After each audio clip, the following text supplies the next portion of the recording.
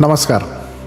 तुम्हा सर्वांचं या आनंद सोहळ्यात मनापासून स्वागत. वाढदिवसाचा अमृत महोत्सव आमच्या आप्पांचा. हा आनंद सोहळा आयोजित आहे एका अव्यक्त व्यक्तिमत्वाचा, एका समर्पित कर्तव्यपूर्तीचा, आदराचा, सन्मानाचा, प्रेम व्यक्त करण्याचा, पहाडासारखा कणखरपणे आयुष्यभर पाठीशी उभ्या असणाऱ्या आमच्या आप्पांचा. आप्पा, आम्हा सर्वांतर्फे तुम्हाला वाढदिवसाच्या लाख लाख नव्हे तर अगदी अनंत शुभेच्छा. परमेश्वराच्या कृपेने आपणास सदैव छान निरोगी आयुष्य नि मनमुराद आनंद मिळावा हीच त्या परमेश्वराचरणी प्रार्थना. आप्पा म्हणजे समुद्रातलं जहाज असतं, खंबीर आधाराचं दुसरं नाव असतं. आप्पा म्हणजे काय आहे?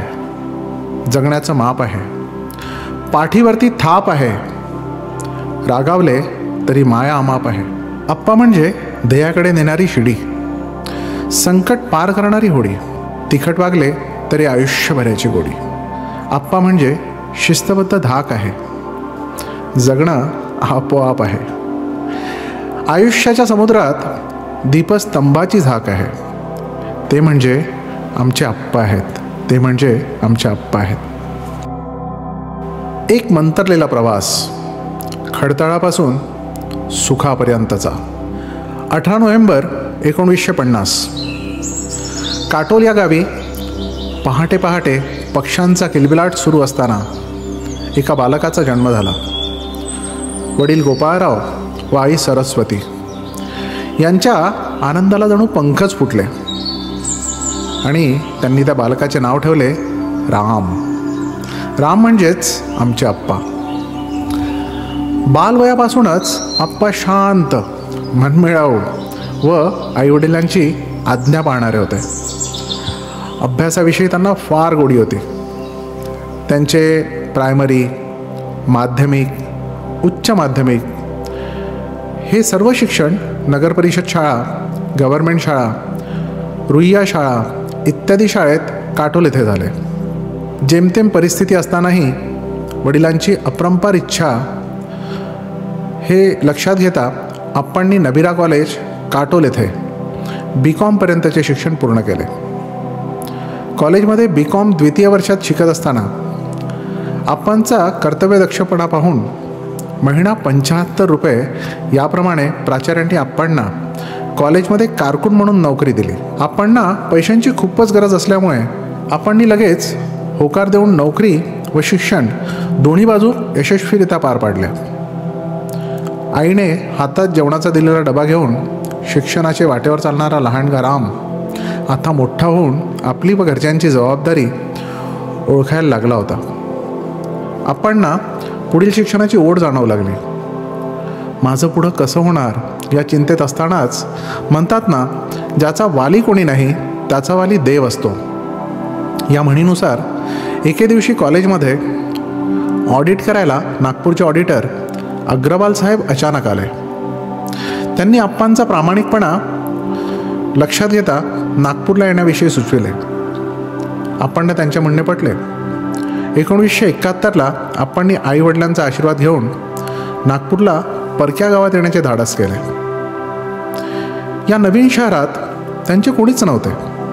हे शहर म्हणजे अनोळखी लोकांचे जग असे त्यांना वाटू लागले. पण आप्पांनी आपल्या उत्साही व कष्टाळू स्वभावाने नागपूर करणं आपलेसे केले. अग्रवाल साहेबांच्या मदतीने 15 जुलै 1971ला वयाच्या 21व्या वर्षी भारतीय विद्याभवन नागपूर येथे महिना 150 रुपये याप्रमाणे नोकरी मिळाली.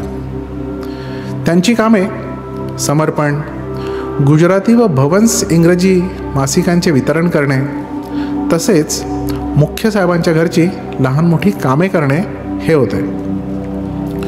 परंतु आप्पा या कामात खुश नव्हते.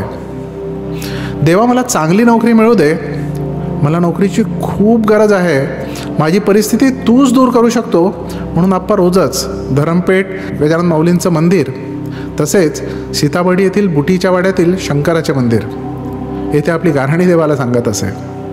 आप्पा लहानपणापासूनच खूप भक्तिवान होते. काटोलला असताना ते रोज चंडिका मातेच्या मंदिरात जात असे आणि घडलं ते नवलच. 1971ला आप्पांनी हितवाद वर्तमानपत्रातील जाहिरात वाचून central bank of India clerk come typist या पदाकरिता अर्ज केला.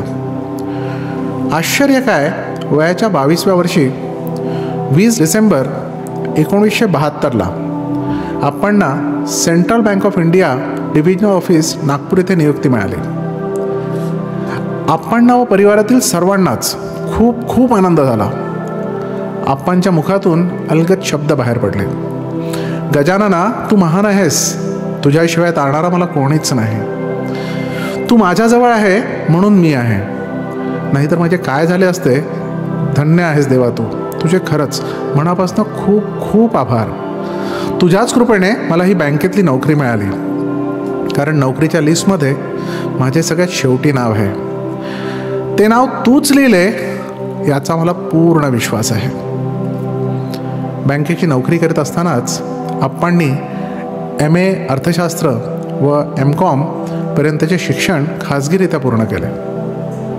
पुस्तक आपले सोबती मित्र आहेत.